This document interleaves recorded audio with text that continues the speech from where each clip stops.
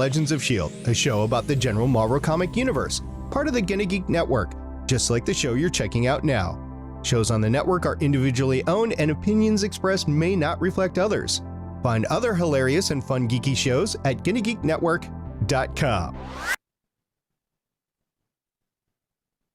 And just because I feel like it, for old time's sake. I'm Michelle Ely from the Starlight Tribune, an Arrow TV show fan podcast, part of the Gonna Geek Network, just like the show you're checking out now. Shows on the network are individually owned, and opinions expressed may not reflect others.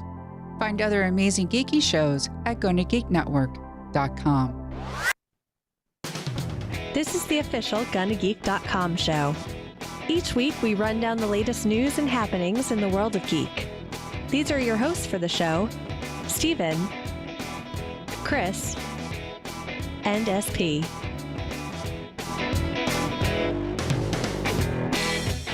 Welcome to an all-new episode of the official GonnaGeek.com show. I am Steven Jondrew, and I am pleased to say the wonderful, the fantastic Chris Farrell is here this week. Those are not words people use to describe me. I'm also happy to say that the less fantastic, the less awesome SP is here this week. Yeah, I was mowing the lawn and I fertilized my lawn shirtless today. Wow. I'm definitely not fixing my backdrop as I'm talking off of camera right now. That's definitely not happening. But I'm I can send you a video of it if you don't believe me. No, I'm good. Please do send that to @StevenJondrew on Twitter, @StevenJondrew. Well, I am pleased to say that it's been far too long since we've had our guest on today. It has been, I don't know, like half a year, I want to say, and it is well overdue for Michelle Ely to come back. Michelle, thank you for coming back this week. I am very happy to be here. Oh, I screwed up. That's okay. I screwed up. I screwed up. He was so enamored with the shirtless SP mowing that he wanted to do me on the screen. Hold on. I get it. I'm imagining it right now. It's a good thing I'm not on camera because I'm having one of those JD from Scrubs moments. It's like, I have you flipped. Hold on. What's going on here? What's going on? Well, the shirts is what's going on right now, but I think they need to go off from what I'm hearing. It's been done before. All right, Oh, wait. If you're taking off your shirt, that means the beard's coming off next, isn't it? Yeah, in 3 weeks. Yeah, April 1st. I was thinking it might come off before then. Depends on how bad allergies I have this season. What that says S. Okay, I've screwed something completely up here. Right, let's go ahead and fix this. All It's going to right. bug you the entire rest of the show. There we go. Just now put a it's labeled. sticky note over your butt. No, it's still wrong. How have I? Just like what Apollo have I 13. done wrong here? Did you name the scenes wrong in XSplit? Okay. So Liberty Dude says, "Hey, look, the Fantastic Four. Who is who? Who's Dr. Fantastic?" I know. Oh, thank you for calling us the Fantastic Four. I don't want to be in a shitty non-Marvel movie. Pardon my language. I think you're the Thing, man. Yeah, it's fine. I mean, it's the bald thing and everything. So Michelle is obviously the Invisible Woman, which leaves it between Torch and Mr. Fantastic. So Don't forget Herbie the who's who? robot. Oh, I can be Herbie the robot then. That's fine. Because they couldn't put a Human Torch on the cartoon at one point in time because they were afraid kids would light themselves on fire to be the Human Torch. So we had I could Herbie see the that. robot. Okay. I think we're good. Here we go. The fantastic. We've been far too long. Whatever I said, Michelle Ely. I'm so happy to be here. My in real life D&D game that happened on Monday is over. We won. That's cool. Now I'm here. I am so happy to hear we were rejected for others. You know, it's always a good day when I find out that we have been rejected for somebody else. What can I say? I made a commitment. I promised them, I love you. I'm just happy to be here. I'll be honest. If someone else asked me to go do anything that I didn't want to do instead of this show, I'd go do that thing. We know. Playing second fiddle is what we do. It is. Remember, Steven, I have more appearances than you. That's true. Well, Michelle Ely, the one thing has happened since you were last on, and it's that you've wrapped up the Starling Tribune. I heard that SP and Chris, they're just like, I'm done. I'm out of here. And they left it to you, and you said, fine, I'll go do other things. But you're still doing a show on the Gonna Geek Network. What show is that? It's called Legends of S.H.I.E.L.D. I am an official agent now, and I'm on there with SP, Lauren, and Haley. Well, I am so happy to hear that you're on there with Lauren and Haley. That's fantastic. Well, got to keep SP in line. Who? You just cut out when you said the name. I couldn't hear you there. SP. I guess Chris does guest occasionally on there, doesn't he? It's been a while, but okay, fair It's enough. been like 3 years. But seriously, He's got to watch the shows in order to be on it. you should definitely check out Michelle if you're not on the Legends of S.H.I.E.L.D. program theater. Michelle is wonderful over there. You can check that at GonnaGeekNetwork.com. And also, while you're over there, actually head to Twitter. Let's do this on Twitter. Go to Twitter, tweet all three of these people here, and tweet them with hashtag Bring Back Starling Tribune. I think you should go and tweet them right now. Let's start the movement. Hashtag Bring Back Starling Tribune. How about hashtag Fix Legends? Hashtag Bring Back Brandon Routh. Absolutely. Let's go ahead, though, and move on to the news.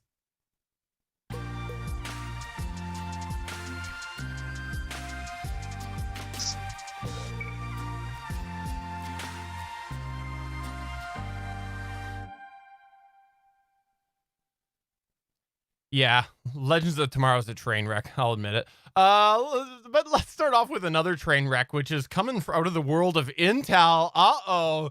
If you weren't familiar, a few years back, there was a whole flaw that was discovered with the hardware on certain Intel processors. I believe it was Spectre and something else. I remember Spectre because we had a Spectre watch, 20 blah, blah, blah. Fishing! We had a whole thing. It was, long story short, was that there was a critical flaw that was found on the hardware of Intel processors, and there was some sort of ways to maybe sort of implement some kind of maybe patch, but not really. But it was a possibility. Well, guess what? There's another hardware flaw that has been discovered with Intel chips. There is a flaw that exists on the hardware level of modern Intel processors over the last 5 years that could potentially allow attackers to create certain malware, such as keyloggers, that's going to not be detectable by traditional antivirus systems. So essentially, if you've got one of these processors, which again covers 5 years, you're screwed. The flaw is potentially there. This was confirmed by security firm Positive Technologies, who discovered the flaw, and they have warned that this could break apart a chain of trust for important technologies like silicon-based encryption and other authentication services. The root of the flaw is all within Intel's Converged Security Management Engine, CSME, and it's apparently not affecting the 10th generation processors. Chris Farrell, SP, Michelle, I am so glad that none of us use Intel processors. I use exclusively Intel processors. And oh, by the way, if you haven't read the news in the last couple of days, all AMD processors that were manufactured between 2011 and 2019 are also similarly have a vulnerability. Oh, this is exactly like the last one, because this exact chain of events happened with the last one too, where it ended up being Intel identified first, then AMD. Oh, so at least we all aren't using Intel or AMD processors. Oh, let me channel my inner JS here and bring forth the conspiracy theory. This is all just a plan to make you buy new computer hardware, because they know in today's world that you don't need to buy new hardware every 3 to 4 years to keep doing what you want to do.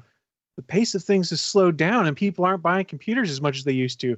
But now they'll put the fear of God in you that someone's going to hack you. So you'll buy new hardware that they can just F up in 4 years again. Be like, oh no, we screwed up. Sorry, that was my JS that came out. That was JS right there, especially the high pitched sound. Very well done, Chris. And for the video viewer, the frozen freeze frame of video, that also was very JS. That's true too. Let's just see if we can fix that. Hold on. I'm There seeing we go. him He's just back. fine. There we go. He's back. He's back. That was quite the attractive freeze frame pose too.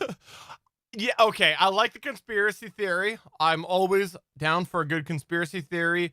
With that said, I don't believe it. I believe that this is just the fact that we're too dependent on computers, and the fact that the computers have evolved to take over. That's what I believe, is that this is computers doing it.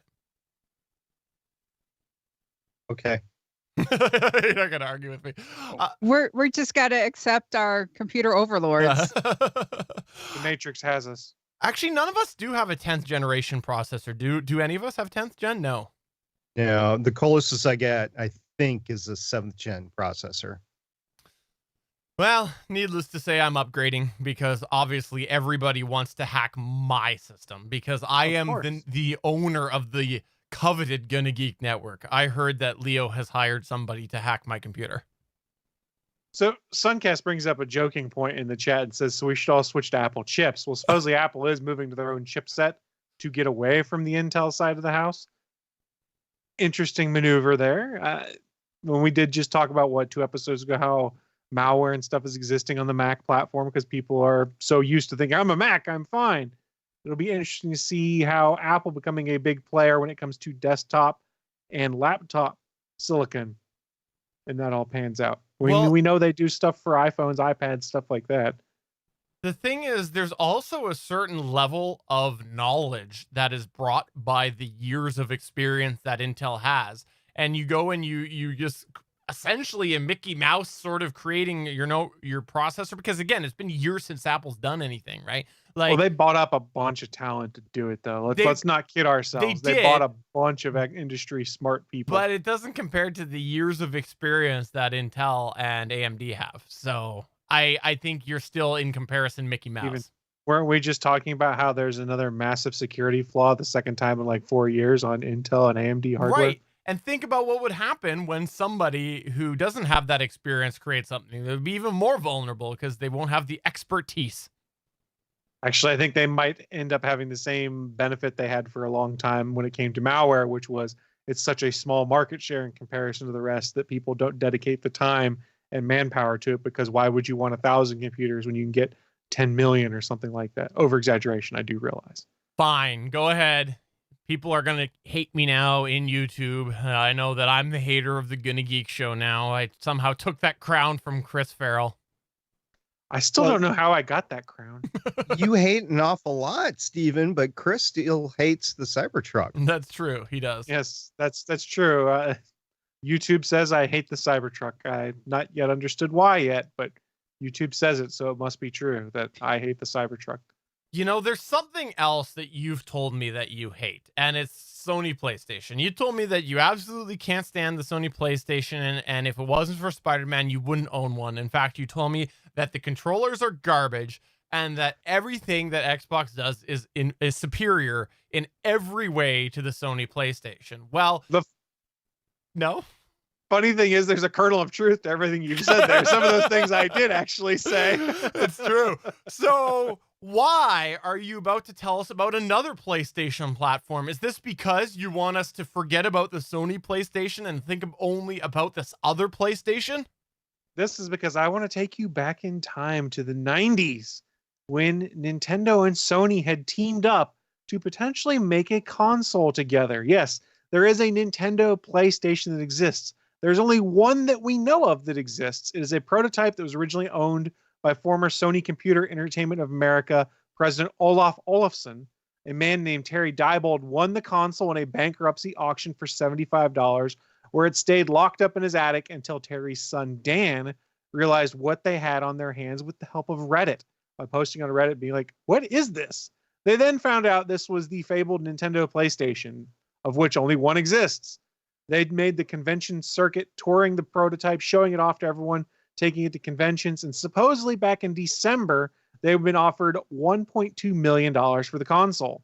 Instead of taking this offer of $1.2 million, they put it up for auction, an auction that recently closed.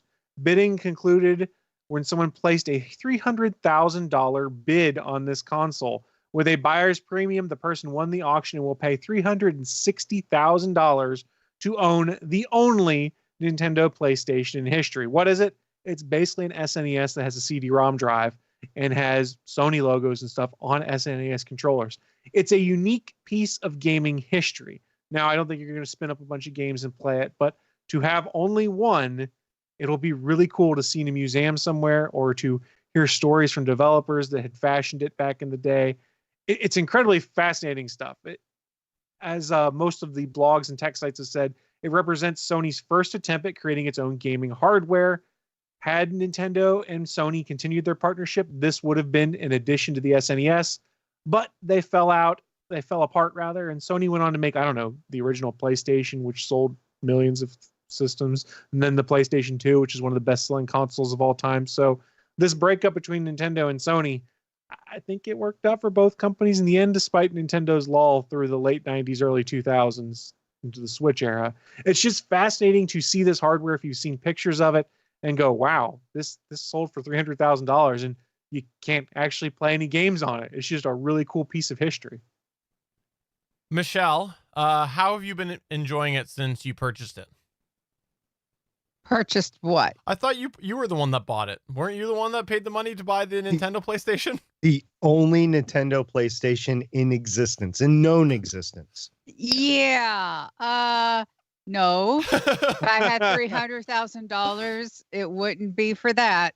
Oh, it wasn't 300. It was $360,000. Once the buyer premium was in effect. I'm sorry. If I had $360,000, I would be doing a lot more with it than buying that. Okay, so this was a steal of a deal, though, because you said that it originally sold for 1.2 million. Somebody offered. Yeah. Somebody offered. Oh, okay. Now, they said somebody offered. That's not a guarantee. That could be them trying to pump up the price so that it went for higher at auction. This is still, from what I had read rather, the most expensive console sold in auction. I mean, it didn't make the $1.2 million they were supposedly offered, which personally I don't believe. Because, if that person offered $1.2 million, they probably would have gone to the auction and pumped up the prices. And from what I had read, the man that won this console is one of the founders of Pets.com from the 1990s era before the .com burst. So not only do you hate the Cybertruck, you now hate auctioneers. I never said that. I mean, yeah, you didn't believe them. No. It's the original seller of the console I said I didn't believe, not the auctioneer. Because it was the younger Diebold who said they were offered, the older Diebold who said they'd been offered $1.2 million at one of these conventions. And I call BS on that because were I them, I'd have been like, done. Give me that $1.2 million because I didn't think there was any expectation it would come close to that in auction. And I was right. You are a Diebold hater. I personally am a bigger fan of Diitalics or Die Underlined, not Diebold. Dianetics? Are you a Scientologist? I like Dielectrics.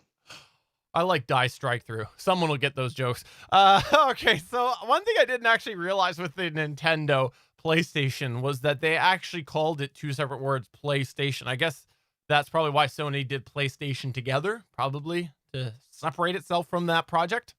I don't know who owned the trademark for the term PlayStation as two words versus one word. It just could be they wanted to differentiate that way. This prototype failed, so nothing was coming out of it. It's just a matter of whether Nintendo, if they'd owned the trademark, would have fought back, and I assume they would have. Who knows? It's fun to think about what could have been if this had taken off, because like you said, there is that big lull with Nintendo for a while. And can you imagine what we would have today? Because like Nintendo came back with some pretty revolutionary concepts on how to apply, on things to apply to console gaming compared to what was being offered at the time. And they probably never would have been inspired to do that. Would we even have the Switch? Would we have had the Wii? I don't know that we ever would have got that way. I think the bigger thing to look at is, had this split not happened, you never would have seen Sony develop their own console and then develop their own console exclusives and game studios. So some of these things like Shadow of the Colossus, the Marvel Spider-Man, the God of War series, things like that. There's no guarantee we would have seen those, because remember, Nintendo, not necessarily known in these time frames we're talking about for more of the adult-oriented games. They're more known for the kid-friendly teenager type level of games. And if Sony hadn't made the PlayStation, no guarantee that the Microsoft Xbox ever came into existence still. You might have still had Sega around with whatever the successors were to the Dreamcast. I mean, who knows how the market shifted with this split between Sony and Nintendo. Oh, I hate to tell you this, but it would have been for the better even without all those things. And I can give you logic that you cannot refute. Here's the logic. Okay. Who's Sony's biggest competition? Microsoft, right? What? Samsung. No, sorry. Sony In what market? In gaming. Yeah. Who's in the gaming? Nintendo has more console sales than Sony Xbox. and Microsoft have always gone head to head. Okay, they've always for the last little bit been the head to head. Okay, and Atari. because of that, Microsoft has tried some pretty revolutionary things, and for a while they've had in the pipes working on cloud gaming. Who got wind of this and also wanted to try to do cloud gaming? Google. Atari. Google created Stadia because they wanted to try to go after what Microsoft was going, which Microsoft probably created because they were trying to get one up on Sony. Had the PlayStation not existed, we never would have had Microsoft made that. Thus, we would never have had Stadia. So this is responsible for Google Stadia. Even Sony had cloud gaming before Microsoft when they bought Gaikai. Well, there you go. That also inspired Google to get involved. So, see, you proved my point again. Again, this failure is responsible for the creation of Google Stadia. You prove my point in another way, too. All roads point to this failure being responsible for Google Stadia. Did I tell you guys that my new TV was a Sony, the 4K TV that I bought? Did I tell you it was a Sony? No. Okay, so I have a Sony 4K TV, and attached to it is a PlayStation 2, which now works, a PlayStation 4, and a Sony Blu-ray player. So it's all Sony down there. Interesting. And it's interesting when you go into the menus and the settings and everything, it all looks the same. Why would you support Sony? Chris hates Sony. What? I support the Cybertruck. Chris hates the Cybertruck. Seems like a natural progression. Is the goal to make everyone on the internet hate me? Because I already have a hard enough time because of this. The moneymaker here does not make people like me. I mean, you are from West Virginia, so I mean, What the hell does that mean? Yeah, come on. Wow, now we're state shaming. Yeah. West Virginia's got enough problems. I'm not part of those problems. All right, well, let's go ahead and move on to Rover McRoverface. What's going on with Rover McRoverface, SP? Well, NASA revealed the new name of its Mars 2020 rover last Thursday on March 5th. And sorry, Stephen, it was not Rover McRoverface. That was not one of the options given, not one of the 9 finalists anyway. It actually was named Perseverance or Perseverance. I mean, it depends on your pronunciation. I don't know how do you say that up in Canada? I don't know. I can't say anything. I can't speak. Okay, fair enough. We don't have to call it Mars 2020 anymore. NASA's next Martian rover, which will launch next year, is a life-hunting sample-catching robot scheduled to launch this summer, not next year. It's officially called Perseverance or Perseverance. Seriously, dude, I don't know how you pronounce it in Canada. Agency officials announced last week on Thursday. Like all of NASA's previous Mars rovers, it was named via a nationwide student competition. The contest kicked off last year and drew 28,000 essay submissions from K through 12 students, one of which I'm sure was McRoverface or whatever. NASA encouraged the public to vote for their favorite of these final 9, but the decision ultimately was made by Thomas Zurbuchen, who's the Associate Administrator of NASA's Science Mission Directorate. As the proposer of the winning name, a boy named Mather, who is a 7th grader at Lake Braddock Secondary School in Burke, Virginia, will get a free trip to Cape Canaveral, Florida to watch it launch in July. It will land inside Mars' 28-mile wide Jezero crater in February 2020, kicking off a $2.5 billion mission to search for signs of ancient red planet life, the first time a NASA surface craft has actively hunted for possible Martians since the twin Viking landers did so from the mid-1970s through the early 1980s. Its body is modeled on that of Curiosity, and the new rover will employ the same Sky Crane descent and landing system as its predecessor. And the link between the two missions goes even deeper than that. It aims to extend the work done by Curiosity, which determines that the Gale crater was capable of supporting Earth-like life long ago. Zurbuchen acknowledged the ties between the two missions and stressed that their names go together well, too. Perseverance and Curiosity together are what exploration is all about, he said. Guys, we got a new name for a rover.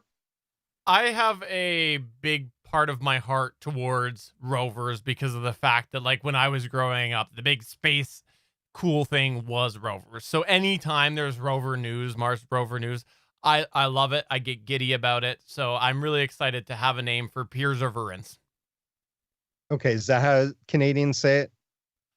Today we do. Okay. Chris, I know you sort of grew up with the same sort of era things that I did, but you hate Mars rovers. What's up with that? I'm just really sad that my recommended name of Suncast McRovery Rover was shut down because I thought for sure that NASA would push that one through. Suncast McRovery Rover. So you happen to be a student in K through 12 and were able to send your submission? Time travel. Michelle, how excited are you for this rover? Very. I love it when we get space news. I remember, watching when one of them came. I can't remember which one, and they were holding their breath and hoping that it, lands and stuff. And just that feeling of all this work that goes into it, all of the math. Of course, there was that unfortunate time where someone forgot to convert into metric and we, RIP. Mars. Mars, again. yeah. Yep. Yeah. Always remember to convert. It's great. I love it. I can't wait. Well, we look forward to the next version of this, which will probably then finally be Rover McRoverface, because it's going to happen one day. God willing. If it's SpaceX, it'll be that. Michelle, what's going on with your news? I know that we actually I want to hold on, I'm going to set this up differently.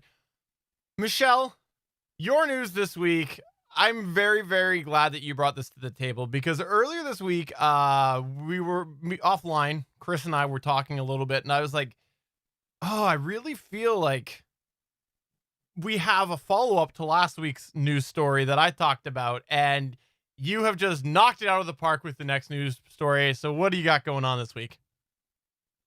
Yeah, the coronavirus is making its rounds, and we've got more festivals, concerts, and productions that have been affected. This is not the entire list by far. I've just brought up ones that probably most people know about or concerned about. I'm going to start with concerts. First off, Mariah Carey's postponed her Hawaii concert to November. K-pop, the powerhouse BTS, wasn't able to kick off their Map of the Soul tour in Seoul, so they skipped to their second stop in California. Green Day canceled several planned tour dates in countries affected by the coronavirus, and there's other concerts that have also been either canceled or moved. Festivals and conferences. South by Southwest, that's a big one. That's been canceled. Seattle's Emerald City Comic Con has been postponed. There's no real date, but they're hoping to do it in the summer. And then we have Google Cloud Next 20 has pivoted from a physical event to a free, global, digital-first, multi-day experience. It has also been redubbed Google Cloud Next 20 Digital Connect and will feature live streaming keynotes and sessions. On to some launches and premieres. Disney Plus European Press launch. Disney Plus axed its 2-day European Press launch in London. Instead, they'll promote the streaming service online. The film Mulan, the Chinese release date, has been delayed indefinitely. No Time to Die, the James Bond film, has been postponed to November 2020. And we have film and TV shoots. The Amazing Race, season 33 of the reality adventure show, was temporarily postponed, just 3 episodes into production.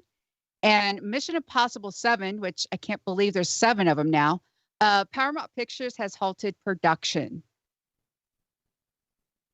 Well, Mission Impossible is one of the best franchises out right now. I honestly think neither here nor there, but you did bring up a lot of things that are shut down. There's also the sports aspect of things where the NBA was talking about potentially playing games in empty arenas. They've also set up NBA, Major League Baseball, and NHL have all pretty much limited access to the locker rooms. So like press and stuff can't go back. They're only authorized personnel. So there are a lot of contingency plans and safety plans that are being put in place. The NCAA Division III basketball tournament, they will not be having any spectators. We'll see what happens with the actual NCAA tournament. And you brought up an interesting one, South by Southwest.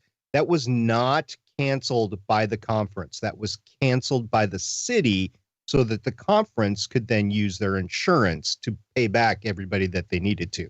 And the interesting... Oh, sorry, go ahead. That's been what's rough for all of this is, yes, we need to be careful. There's a lot of people who work these public spaces that are now being affected.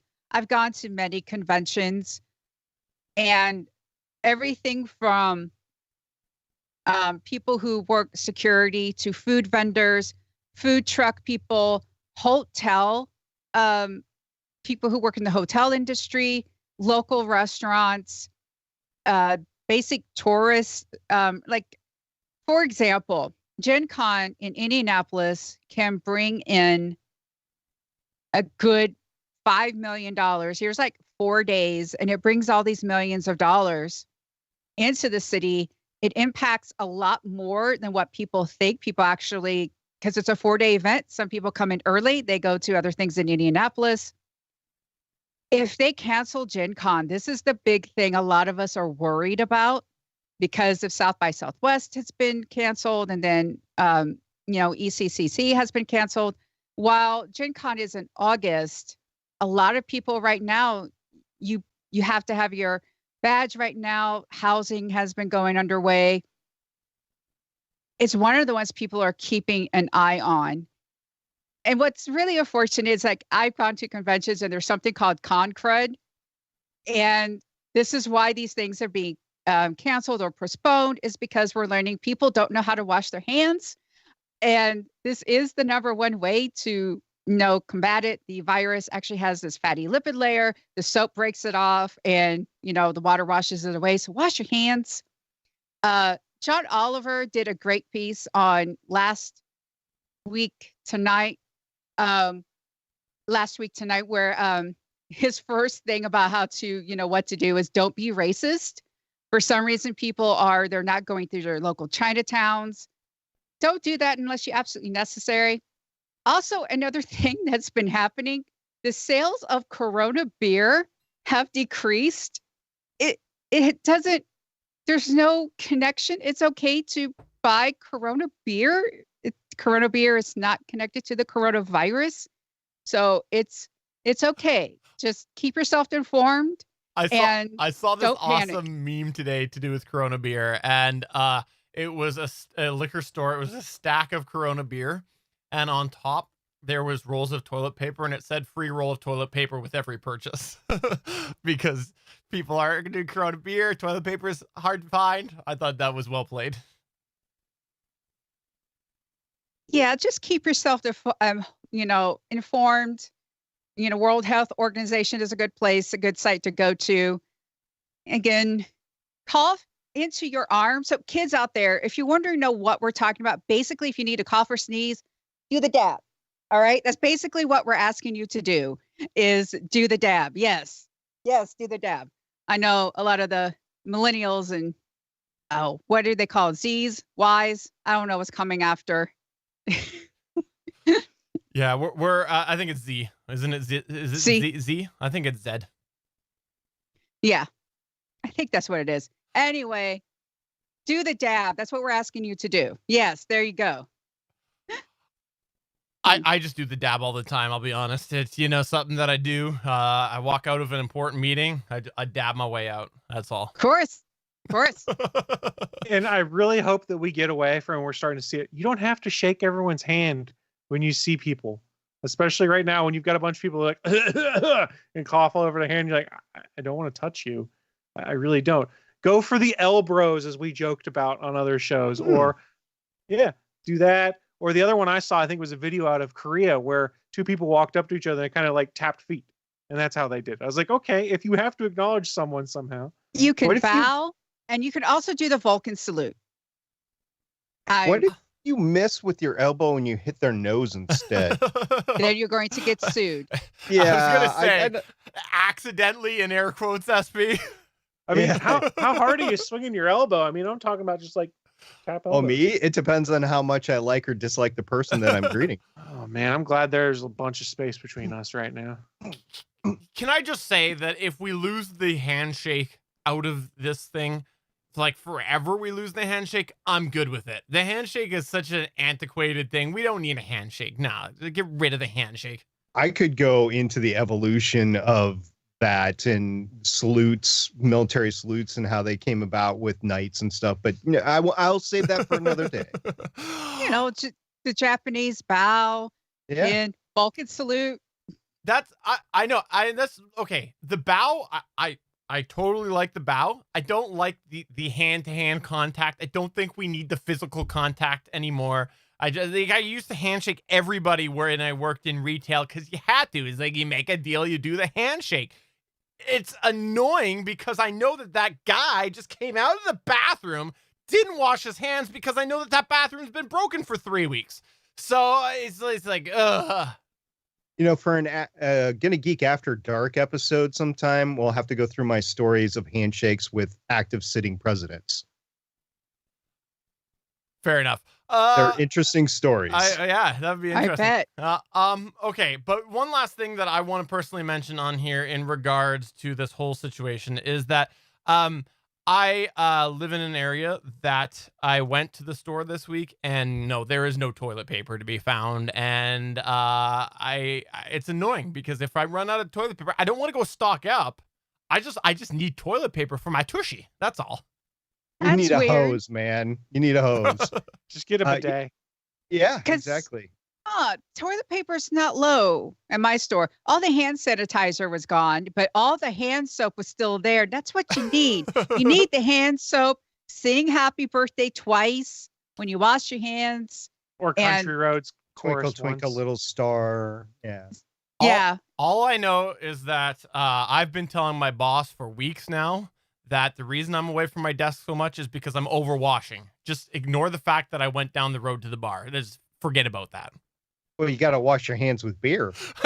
Well, my favorite was there were people that were actually asking Tito's Vodka on Twitter whether they could use Tito's Vodka as hand sanitizer. I'm like, no, there's not enough alcohol content in our vodka. Go sugar use soap too. and water. Yeah.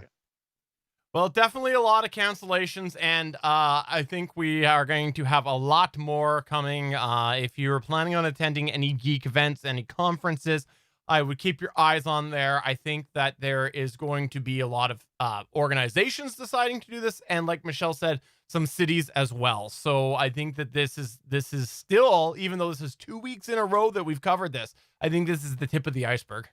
The big one this summer is going to be the Olympics, if we're going to have the Olympics or not, or if it's going to be some version of the Olympics. So that is the one to really watch out for. And like we said sorry, go ahead.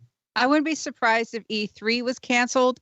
Also, a lot of companies actually do their own presentations now, and they're all streamed online. I think that one might be canceled as well. All I know is that Chris is very, very, very angry that Tesla hasn't canceled any events. I know that he's still waiting on Yes, that. So mad. In all seriousness, though, we're not trying to do fear mongering, just like we said last week. Just be smart and be aware of the situation. Wash your hands. If you feel sick, don't go to work. Don't go outside and get other people contaminated. And if you're really worried that you've got something, go to the doctor. Take care of yourself. Michelle, you bring up a good point in that a lot of people are doing everything virtually now. I wonder how many of these conferences are going to actually survive through to next year, because like South by Southwest, people are going to be saying, so what did we miss this year? Nothing. Should we really go next year? I don't know. I think people are going to look and see if some of these events will continue in the future. South by Southwest, I would see continuing just because it becomes a party, and that's more of what it's known for. Well, same with like see, Coachella and stuff like that. That's exactly why companies won't support it, because it doesn't add to their bottom line. Well, let's go ahead and move on to a special edition of Geek Wars.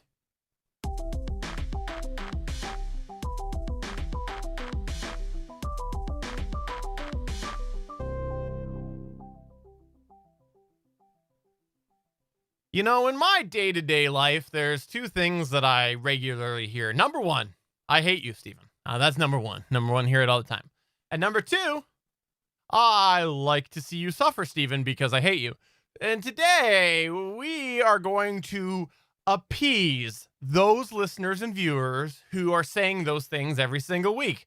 Because we're doing Geek Wars, but I am not the one asking the questions. Chris Farrell has decided that he is going to do a Martin themed Geek Wars. Is this all about Martin from The Simpsons? Yes, of course. Or Martin Lawrence's show called Martin. No, in all seriousness, what is going on is I was talking with Stephen. He's like, what do you got for your segment? And I kind of momentarily paused and went, wait a second. Tomorrow's March 10th. March 10th is Mario Day, as the internet has come to know it. It's a celebration of all things Mario. You see a lot of Mario games on sale this week from Nintendo or individual vendors and stuff like that. So in honor of tomorrow being Mario Day, as we record this, it's March 9th. Tomorrow's March 10th, MAR10, so Mario.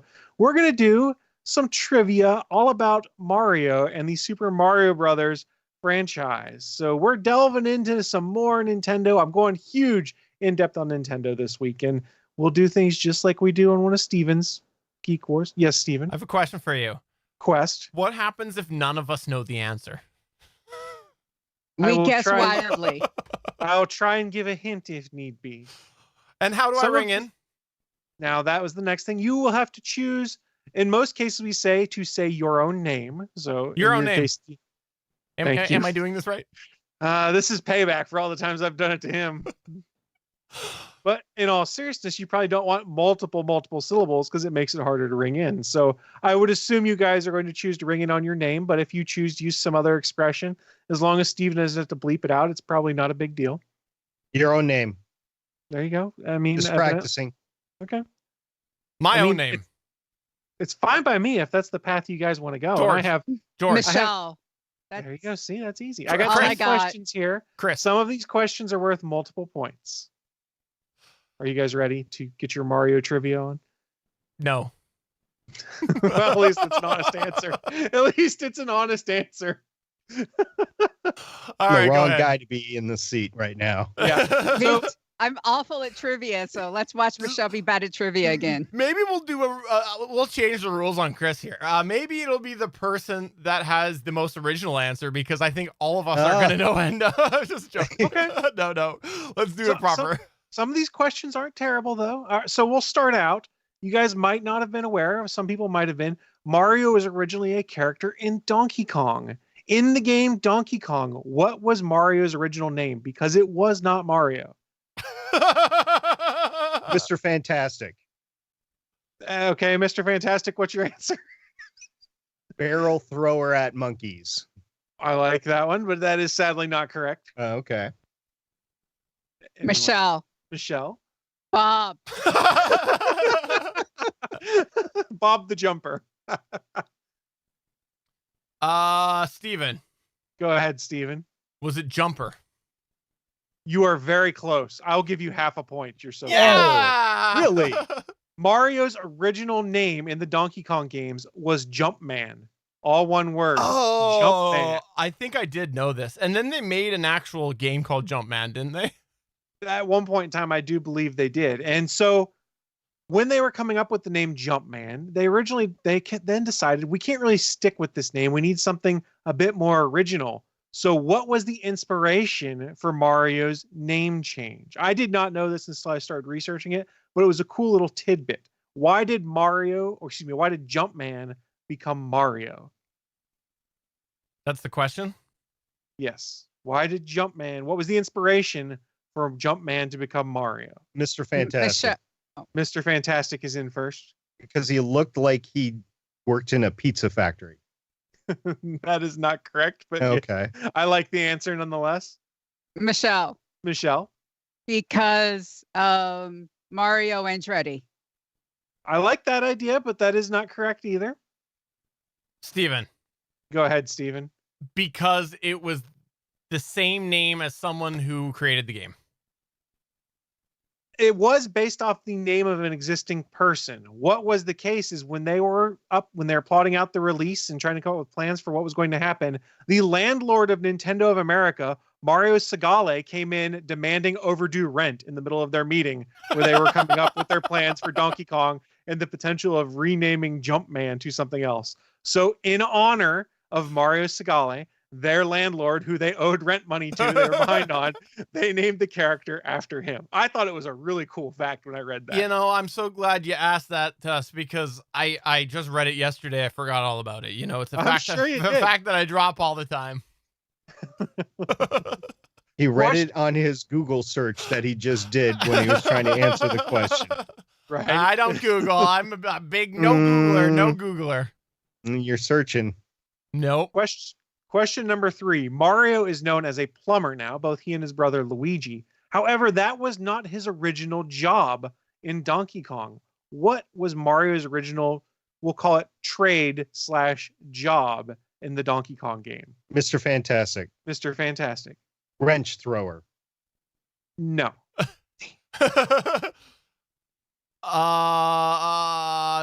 Steven. Steven, go ahead. He was a builder. You're close, but not quite. Oh. That's the closest answer so far. A crafter of barrels. You are also close, but his original job, he was a carpenter. He was a Oh. carpenter. Well, then that would make more sense So than a builder. if I would have said hammer thrower, then it would have been worse.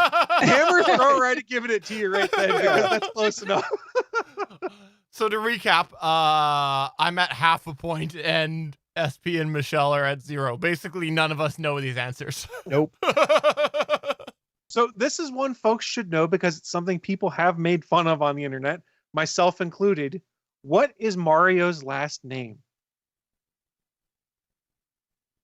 Oh my, really? Oh, Yeah. oh wow. Wow. What is Mario's last Mr. name? Fantastic. Mr. Fantastic. Cart. No, it is. I like it, but it is not. Chris. Try it. I think Steven just said my name, but go ahead.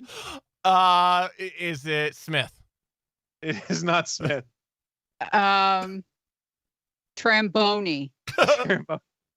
Well, Kent got it in the chat room. Mario's last name is in fact Mario. So his brother Luigi's name Oh, is Luigi no. Mario Brothers. because okay. it's the Super Yeah. Mario Brothers. I know. And everyone is kind of like, oh, boo, boo.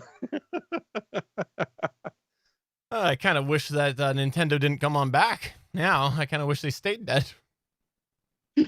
Well, I kind of feel bad about this game. I will give you guys a hint on this upcoming question I have now. So Shigeru Miyamoto is well known as one of the creators of Mario, things like that. What was the first Mario game to be made without Shigeru Miyamoto's involvement? And your hint is this game released on the original Game Boy.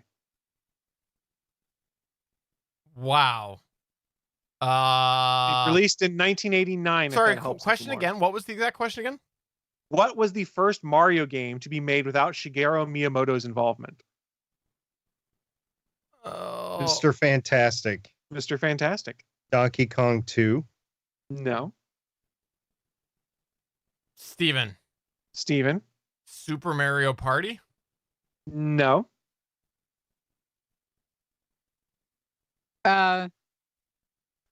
Super Mario has to go to another castle. Sadly, no. What the title was Super Mario Land, which was developed with a different producer by the name of, I'm going to screw up his name, Gunpei Yokoi, and it sold 18 million copies. So they did Wow. all right without Miyamoto involved. It also introduced Mario's new love interest, Princess Daisy, who we had not seen before. Was that Oh. 18 million copies worldwide or in just one country? I don't know from where I found this fact from. My assumption was at the time it was worldwide. Now that's probably changed since they've done re-releases and things like that. Interesting. We have a few questions left. All right. Question 6. Mario's arch nemesis we now know as Bowser. However, there was a different name in the original Japanese translation that came to the United States. What was Bowser's original name in the first Super Mario Brothers game? If you guys do not get it, I can give you Steven. King Koopa? You are correct. 1 point for you, sir. He was originally known as King Koopa, which was a fairly accurate translation of the original Japanese name. He was then renamed as Bowser, which would then give him the title King of the Koopas. I don't know why I knew that. Like we used to refer to him as King Koopa. Was it on the screen? Because I remember like as a young Steven, like In Mario 1, I believe it was. Okay, because yeah, I remember talking to my brother about it and thinking, and I don't know, I guess I always took that for granted and didn't really think about it. So they did some renaming from the original Mario Brothers game to later ones, and keep that in mind because there might be another trivia question coming up about different characters whose names. So the next question here. This one's fairly easy, I thought. What part of Mario's body does he use to break bricks? Steven. Michelle, Oh, go ahead. Michelle. his head. That is incorrect. Steven. His fist. You are correct. If you look at it, when he jumps, he does an animation where he raises his hand, and it is his hand that hits the bricks first. It is a very tough to see animation, but he is not actually headbutting the bricks. He is punching them. He's a puncher. Is this Steven. like fit like with your actual fist or your elbow like SP? Yes, both. Oh, I never said I did it.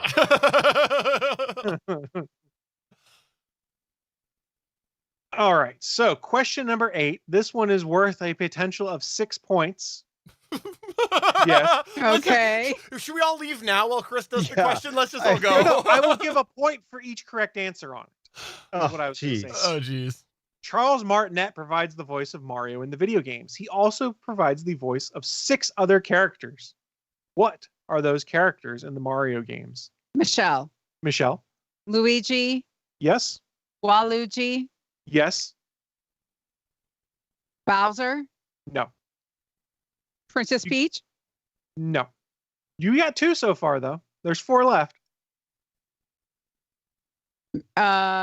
Toadstool, Nope. Mushroom Man. Okay, that I'm just gonna But you got 2 points out of it. I got so- 2. Yeah.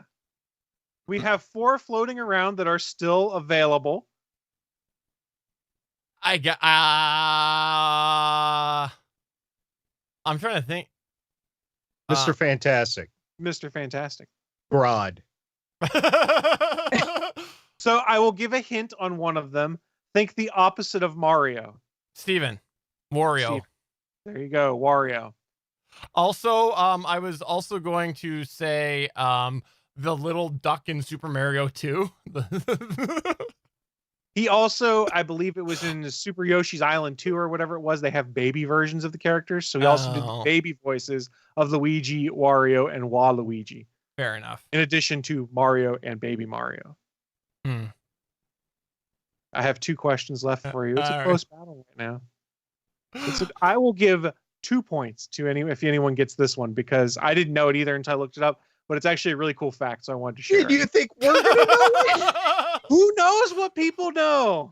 We know nothing. What was Look the at my score. 0. Chris is like I know.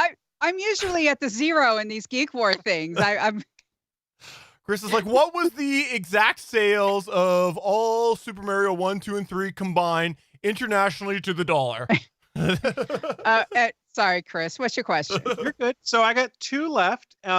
Mario, we know, debuted in Donkey Kong as Jumpman. However, the Donkey Kong game was originally based on a cartoon character that Nintendo lost the license to, and they subsequently spun off and created their own Mario game. What cartoon character did they have the license to and lost that the original Donkey Kong game was made for? Mr. Fantastic. Mr. Fantastic. Godzuki. No, that is incorrect. Oh. Steven. Steven. Tarzan. No, I like the guess, though. Oh, and you don't like Godzuki? I like That was Godzuki. pretty creative, man. It was creative. I'll give you a half-point creativity bonus. Monkey Man. I like that answer as well. It is not correct, however. What it was is they were working on a game based on Popeye, where he was climbing up a scaffolding to save olive oil from Bluto. However, they lost the license to the game to Popeye as they were making the game, so they spun it off and created Donkey Kong. So if you sort of look at it, you can start to see some of the influence that would be Popeye related. I could see that, yeah. Hmm. Especially with the fist. Yeah. Mm-hmm. He didn't have the enormous forearms, though. I don't know how you would represent those on there. I got one last question for you guys, and just to keep things interesting, this one's worth 5 points. Oh, wow. Just so that everyone is in position to win. We talked about how Bowser's name was originally King Koopa in the original Super Mario Brothers game. What was Princess Peach's original name before they changed it in later versions of the game and later translations? Mr. Fantastic. Mr. Fantastic. Olive oil. I like that answer, and you might have almost loopholed me, so we'll come back and see whether that wins. All or right. Steven. Steven. The princess. No. It does start with princess still. Oh.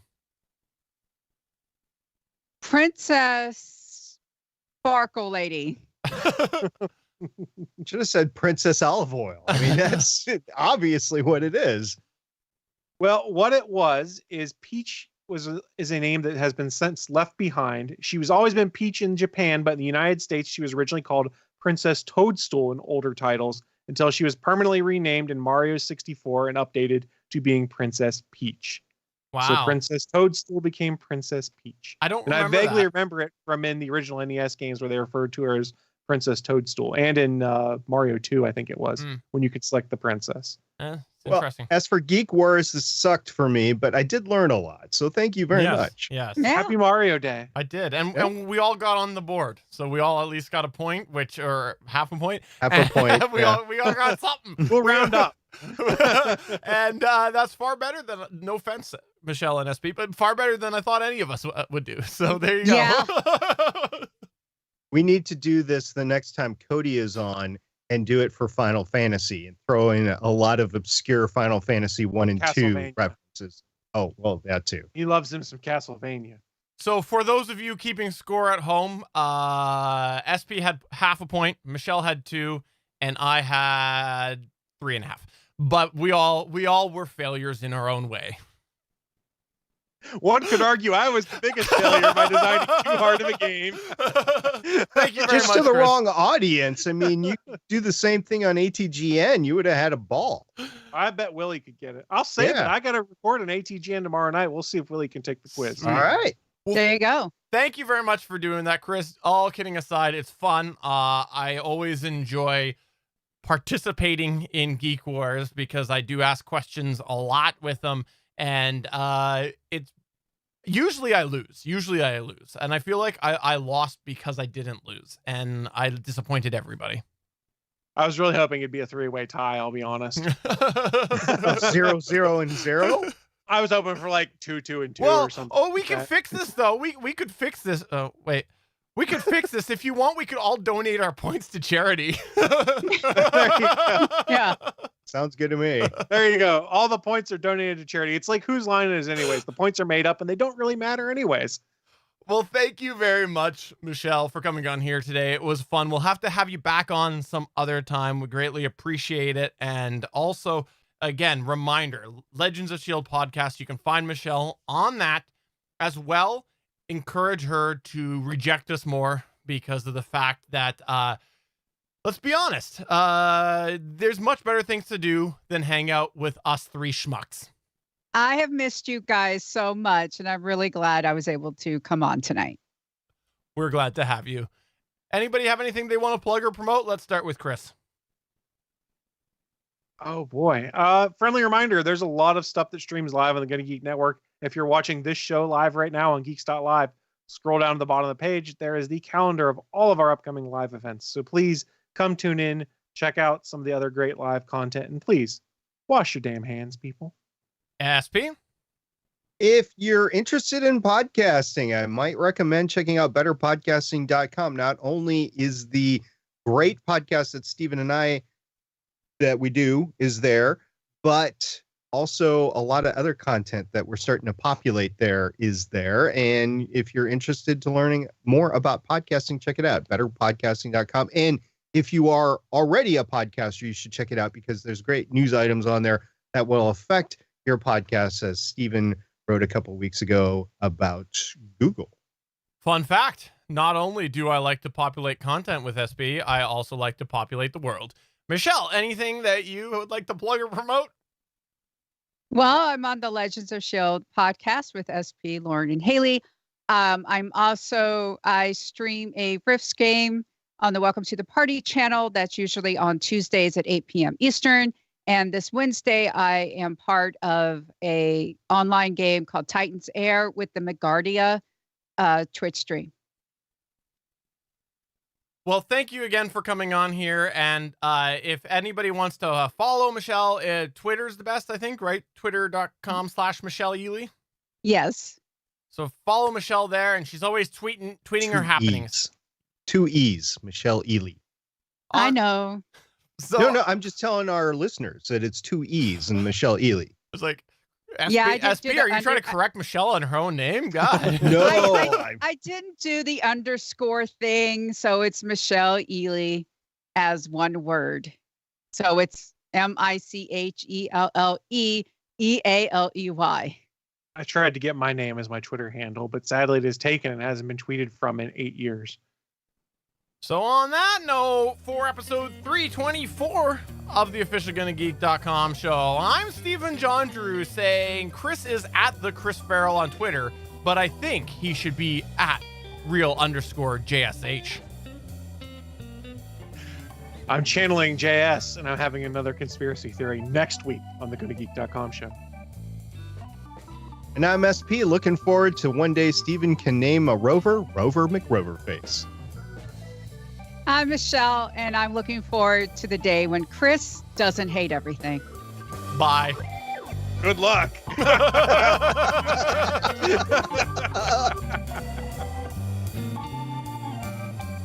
Thanks for checking out another episode of the official GonnaGeek.com show.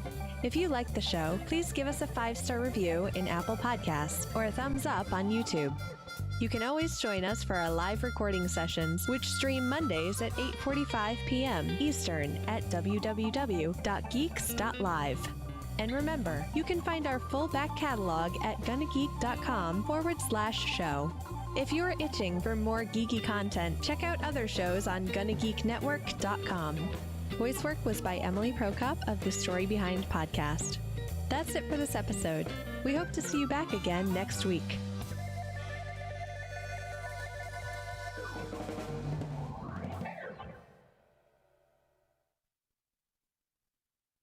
All right, we're going to go, everybody, but live audience. I just want to clarify something right now because thank you very kindly for everybody promoting how awesome Michelle, or commenting how awesome Michelle is on the show. We do love having Michelle on. Michelle was a, we'll say semi-regular, I think was the verbiage someone used in the chat, until my rig failed miserably when Skype updated significantly and caused problems. And only in recent have I got the ability to have 4 people on. And honestly, I'll be honest, I was partially paranoid about not having multi-tracked audio because sometimes things do go wrong. And I just kind of gave in on that for now until I can, upgrade my current machine and have a couple solid Skype boxes, and then I can get that all back. So, I'm just using the group Skype feature right now, which is working good, and why we're able to have a fourth person on. You saw we did a little bit of a test a couple weeks ago, and then when that worked, you're going to see some more fourth people on. But Michelle, I'm sure you'll be seeing a lot more now because of the fact that it was successful. So it's entirely tech based, is why, and that's why we often did ask Michelle to come in when one of us was away, because we wanted to fit her on the show as much as possible. Well, thank you very much. I always appreciate the invite, and to thank everybody in chat for welcoming back and having me. Well, thank you again. And yeah, we'll see you around a lot more. And also great job getting some points on the Mario tonight, because I think you're the true winner there, because I think Steven was Googling, and so I know you did it without searching. I was not Googling. Thank you. The only thing that I had going was the stupid score at the bottom. I did not Google. Thanks. I believe you. I might believe you know what? In all fairness, I've never called SP out for all the times I've known he's Googled, so we'll just go and leave it at that. Bye. It's Stargate Google Pioneer. Well, what? Got to keep up with the kids somehow. I think Chris just said he hates Google. I'm pretty sure that's what he just said.